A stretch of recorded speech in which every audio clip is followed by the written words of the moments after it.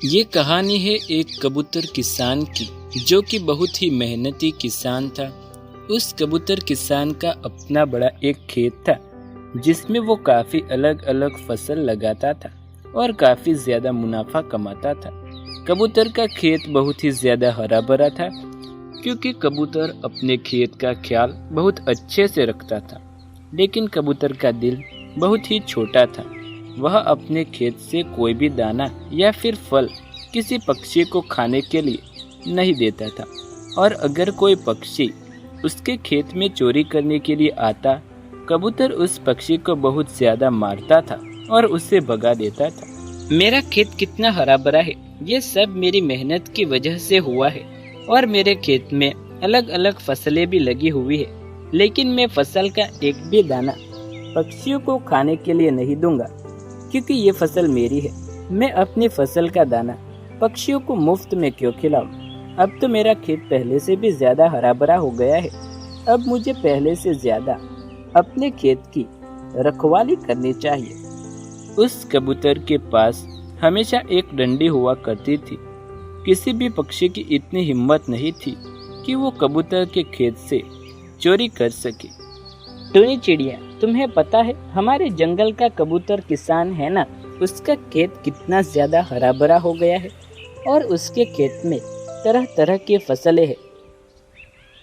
हाँ कालू, तुमने ये बात तो ठीक कही, लेकिन उस किसान कबूतर का दिल बहुत छोटा है।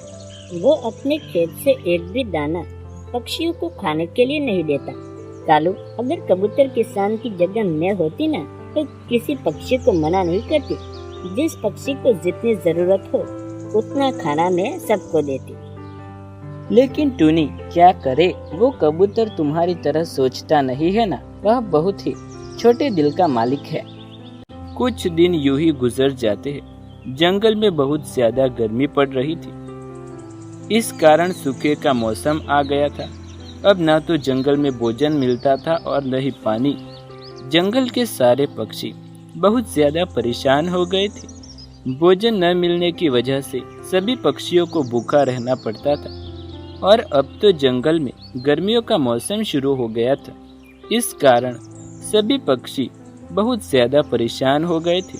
लेकिन कबूतर किसान के खेत को कुछ भी फर्क नहीं पड़ रहा था, बल्कि कबूतर का खेत तो और भी हरा भरा हो गया था। जंगल में गर्मियों का मौसम चल रहा है, पक्षी भूख के मारे मर रहे हैं, लेकिन मेरा खेत तो एकदम हरा भरा है क्योंकि मैं अपने खेत का इतना ख्याल जो रखता हूँ। कुछ भी हो जाए, लेकिन मैं अपने खेत की फसल दूसरे पक्षियों को नहीं दूंगा, चाहे वो भूख से मर ही क्यों न जाए। उस कबूतर को तो सिर्फ अपने खेत की ही चिंता थी। वो निर्दयी था, पक्षियों की बिल्कुल भी चिंता वो नहीं करता था। टूनी चिड़िया, मैं 2 दिन से भूखा हूँ। मैंने कुछ भी नहीं खाया, और अगर आज भी मैंने कुछ नहीं खाया तो इस भूख के कारण मैं मर जाऊंगा। तुम जल्दी से कुछ करो, मुझे भूख लग रही है। टूनी चिड़िया, मुझे तो भूख लगी है, लेकिन 2 दिन से मेरे बीबी बच्चे भी भूख से तड़प रहे हैं। तुम कुछ सोचो, हमें जल्द ही कुछ करना चाहिए। मेरी भी हालत तुम लोगों के जैसी ही है। मैंने भी 2 दिन से कुछ भी खाना नहीं खाया। मुझे भी बहुत भूख लग रही है। अब कुछ करना ही पड़ेगा, वरना हम सभी पक्षी इस कारण भूख से मर जाएंगे। टूनी, तुम क्या करोगी? हमारे जंगल में न तो पानी है और न ही भोजन। बस हमारे जंगल में उस कबूतर का हरा भरा खेत है, उसमें ही बड़ी बड़ी फसल लगी हुई है, लेकिन वो कबूतर हमें अपनी एक फसल का भी दाना नहीं देगा क्योंकि वो कबूतर काफी कंजूस है। कालू कौवे, मैं उस कबूतर के पास जाती हूँ और मैं उसे समझाती हूँ कि हमारे जंगल में थोड़ा सा भी भोजन नहीं है और सभी पक्षी भूख के कारण मर रहे हैं। यकीनन वो कबूतर हमें खेत की थोड़ी फसल तो दे ही देगा। इससे हम सब पक्षियों का पेट भर जाएगा। कोशिश करके देख लो टूनी, मुझे नहीं लगता कि वो तुम्हारी बात मानेगा। टूनी चिड़िया कबूतर किसान के पास चली जाती है। टूनी चिड़िया, तुम मेरे खेत में क्यों आई हो? अगर तुम मुझसे फसल मांगने के लिए आई हो तो अभी यहाँ से निकल जाओ। मैं अपने खेत की एक भी फसल किसी को नहीं दूंगा। देखो कबूतर, इस समय हमारे लिए बहुत खराब चल रहा है। चारों ओर गर्मियाँ हो रही है। सभी पक्षी बहुत परेशान हो गए हैं। हमने 2 दिनों से कुछ भी खाना नहीं खाया, और यदि कुछ न खाया तो हम मर जाएंगे। कृपया करके कबूतर हमको कुछ भोजन दे दो, वरना हम सभी मौत के घाट उतर जाएंगे। वैसे भी कुछ ही दिनों में बारिश का मौसम आ जाएगा। बारिश होने के बाद हमें इतनी कठिनाई का सामना नहीं करना पड़ेगा। हमारे जंगल की तरफ सब भोजन ही भोजन हो जाएगा। टूनी चिड़िया, मैंने कह दिया ना, मैं एक भी फसल तुम्हें अपने खेत से नहीं दूंगा, मतलब नहीं दूंगा। तुम यहाँ से चली जाओ, वरना मुझे मजबूरन ये डंडी से तुम्हें मारकर भगाना पड़ेगा। कबूतर के ऐसे व्यवहार से टूनी चिड़िया वहाँ से उदास होकर चली जाती है। टूनी चिड़िया, क्या हुआ? कबूतर के सामने तुम्हें भोजन दिया कि नहीं दिया? तुमने कबूतर को बताया था कि हमें भोजन की जरूरत है। नहीं, हमारी आशाओं पर पानी फिर गया। उस किसान कबूतर ने हमें एक भी अनाज का दाना देने से मना कर दिया।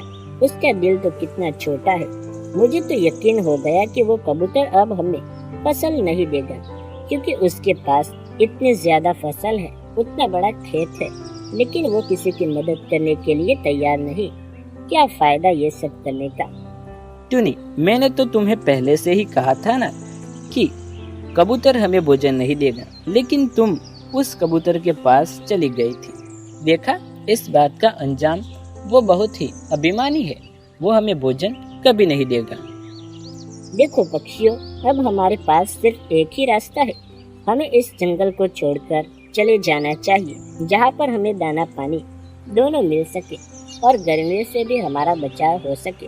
बारिश का भी मौसम आना है, इसलिए हम जल्द ही अपनी जगह बदल लेते हैं। सभी पक्षी उस जंगल को छोड़कर दूसरे जंगल में जाते हैं, जहाँ पर सब कुछ उन्हें मिल जाता है। दाने पानी की कोई कमी नहीं थी। वहाँ पर दूसरे पक्षी भी उनका साथ दे रहे थे। उन्होंने अपने नए घर भी बना लिए थे और अब हंसी खुशी से वो अपना जीवन बिता रहे थे। दूसरी तरफ अब बारिश का मौसम आ गया। कबूतर किसान खुश हो गया बारिश को देखकर, लेकिन बारिश का कहर दिन ब दिन बढ़ता जा रहा था। इस कारण कबूतर के खेत के पानी से भर गया और सारी फसल बर्बाद हो गई और उसके खाने के लिए कुछ नहीं बचा। वह बहुत परेशान हो गया था। जब ये बात टूनी और कालू को पता चली तो उन दोनों ने तय किया कि वो कबूतर की मदद करने के लिए जाएंगे और दोनों कबूतर के पास गए। कबूतर से बात की और कबूतर से रिक्वेस्ट करके उसे अपने साथ आने के लिए कहा, जहाँ पर खाने पीने की कोई भी कमी नहीं थी।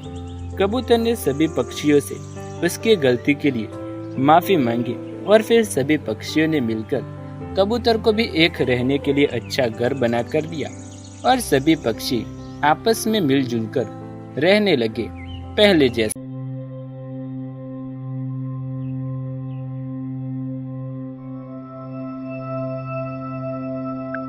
टूनी, हम सब पास वाले जंगल में जा रहे हैं। कल ही संदेश आया था, वहाँ पर एक बहुत बड़ा मेला लगने वाला है। हम सबको इनवाइट किया गया है, वहाँ के पक्षियों ने। मुझे तो सोचकर ही बहुत अच्छा लग रहा है। बड़ा मजा आएगा हमें वहाँ पर। तुम भी जल्दी जल्दी तैयार हो जाओ। कबूतर भैया, आपको तो पता है बंटी अभी तक कितना छोटा है और उसकी तबीयत भी कल से ठीक नहीं है। मैं इतना लंबा सफर तय नहीं कर सकती। तो उसमें चिंता की क्या बात है, हम सब है ना तुम्हारे साथ। वह सब तो ठीक है, लेकिन कबूतर भैया, मैं नहीं आना चाहती कि आप सब मेरी वजह से परेशान हो। आप तो एंजॉय करने जा रहे हैं, वहाँ जाकर भी आप मेरी वजह से परेशान रहे तो क्या फायदा। आप चले जाए, कोई बात नहीं, मैं रह लूंगी। वैसे भी 2 दिन की तो बात है। मैं अपनी अगली बार अपने बंटी के साथ जरूर आऊंगी, ये मेरा वादा रहा आपसे। अच्छा चलो, तुम्हारी मर्जी। अगर तुम साथ होती तो ज्यादा मजा आता। तुम अपना और बंटी का ख्याल रखना, हम जल्द ही वापस आ जाएंगे। अच्छा कबूतर भैया, आप सही सलामत जाए और सही सलामत वापस आ जाए। कालू को मत बताना, कि हम दूसरे जंगल में जा रहे हैं। हम उसे साथ लेकर नहीं जाएंगे। तुम्हें तो पता है पिछली बार उसने बाहर चोरी करके हमें कितना शर्मिंदा किया था। और तुम भी ज्यादा मुंह मत लगाना कालू से। अच्छा कबूतर भैया, बेफिक्र होकर जाए। मैं नहीं बताऊंगी कालू को कि आप दूसरे जंगल में गए हैं। फिर कबूतर वापस अपने घर चला जाता है।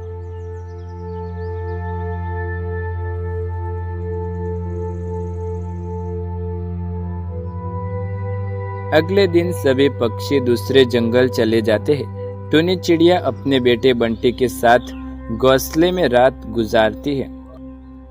यह जंगल कितना खामोश लग रहा है। पता नहीं 2 दिन कैसे गुजरेंगे। मेरा बेटा बंटी ठीक हो जाए फिर मैं भी अपने बेटे को लेकर जाऊंगी मेले में।